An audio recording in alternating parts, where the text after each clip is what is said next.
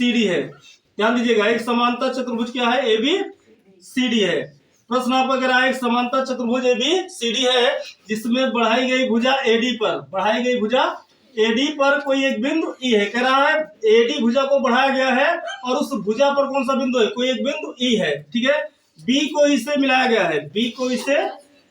गया है तथा आपका प्रश्न कह रहा है CD को B भुजा किस बिंदु पर? F बिंदु पर प्रतिच्छेद कर रही है। ध्यान सुनो, तेरा ABCD क्या है? एक पैरेललोग्राम है अर्थात एक समांतर चतुर्भुज है जिसमें भुजा AD को बिंदु E तक बढ़ाया गया है, B को मिलाया गया है तथा भुजा B जो है CD को बिंदु F पर काटती है। ये आपका प्रश्न है। सबसे पहले इसमें लिखेंगे दिया है। ध्यान सुनना, कह रहा है दिया है, क्या चीज दिया है? तो कह रहा है पैरेललोग्राम ABCD में, पैरेललोग्राम का मतलब होता है समांतर चतुर्भुज। कह रहा है समांतर चतुर्भुज ABCD में BE भुजा CD को बिंदु F पर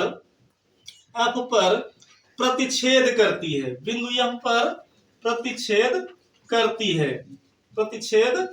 करती है। प्रूफ करके हमें लाना है, कह रहा सिद्ध करने के लिए बोल रहा है प्रश्न आपका, कह रहा सिद्ध करना है ट्रायंगल, प्रूफ करना हमें ट्रायंगल ABE सिमिलर है ट्रायंगल अर्थात समरूप है ट्रायंगल किसके? CFB के। कह रहा CFB के जो है हमें समरूप प्रूफ करना है, CFB के समरूप दिखाना है। देखिए उपपत्ति समरूप का रूल कुछ होता है, यदि एक त्रिभुज का प्रत्येक कोण दूसरे त्रिभुज के प्रत्येक कोण के बराबर है तो त्रिभुज समरूप होगा, पहली कंडीशन। या फिर एक कंडीशन और है, यदि त्रिभुजों की संगत भुजाओं में समानुपाती संबंध है तब त्रिभुज समरूप है। एक कंडीशन और होता है, यदि दो त्रिभुज सर्वांगसम है तो त्रिभुज समरूप भी होंगे।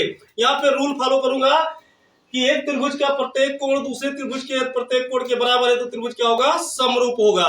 यहाँ पे देखिए दो ट्रायंगल हमें समरूप दिखाना है, एक तो ABE दिखाना है, दूसरा CFB दिखाना है। तो देखिए पहले ABE ट्रायंगल और CFB ट्रायंगल को हम लेंगे। देखिए तो त्रिभुज ABE तथा त्रिभुज CFB में, हेलो फोकस करते रहना है ना, CFB में देखिए ABE ये वाला आपका ट्रायंगल है बड़ा वाला, और दूसरा है CFB, ये है CFB में। ध्यान दीजिएगा एंगल देखिए ABE अगर त्रिभुज देखते हैं तो कोण A आ रहा है, और देखिए CFB की बात करूंगा तो आ रहा है कोण C। और समांतर चतुर्भुज का कुछ रूल होता है, समांतर चतुर्भुज के सम्मुख कोण आपस में बराबर होते हैं, समांतर चतुर्भुज के सम्मुख कोण आपस में बराबर होते हैं। तो इस कंडीशन से मैं लिख सकता हूं एंगल कौन सा? एंगल A इक्वल होगा एंगल C के। रीजन दे दो, समांतर चतुर्भुज के सम्मुख कोण, समांतर चतुर्भुज के सम्मुख कोण, समांतर चतुर्भुज के सम्मुख कोण है, एक कोण बराबर होगा। दूसरा नोटिस करो, देखिए ABE और CFB में अगर मैं इसको एंगल 1 मान लूं और इसको मैंने एंगल 2 दिया तो रूल क्या होता है? देखिए समांतर चतुर्भुज की सम्मुख भुजाएं बराबर एवं समांतर होती हैं। तो देखिए AD भुजा और BC भुजा समांतर चतुर्भुज की भुजाएं हैं। क्योंकि भुजा AD को बिंदु E तक बढ़ाया गया है इसलिए आपका AE किसके समांतर होगा? BC के। और रूल कहता है कि दो समांतर रेखाओं को अगर कोई तीसरी तिर्यक रेखा प्रतिच्छेद करती है तो उसके मध्य बने संगत एकांतर और शीर्षाभिमुख कोण आपस में बराबर होते हैं। यहाँ पे देखिए B भुजा जो है तिर्यक रेखा का कार्य करेगी, अर्थात अगर देखा जाए एंगल 1 जो होगा एंगल 2 के बराबर होगा। क्यों बराबर होगा? क्योंकि एकांतर कोण है। इस कंडीशन से आप लिख सकते हो एंगल 1 इक्वल टू एंगल 2 के। रीजन अल्टरनेट एंगल या फिर एकांतर कोण है, एकांतर कोण है। और किसी भी त्रिभुज के यदि दो कोण आपस में बराबर है तो तीसरा कोण अपने आप बराबर होता है, क्योंकि त्रिभुज का शेष कोण होता है। आप चाहो तो उसको लिखिए या आपकी मर्जी हो तो मत लिखिए।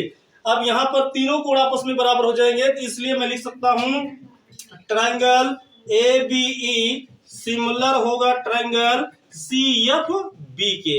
यही हमें लाना था, आपका आंसर यही है।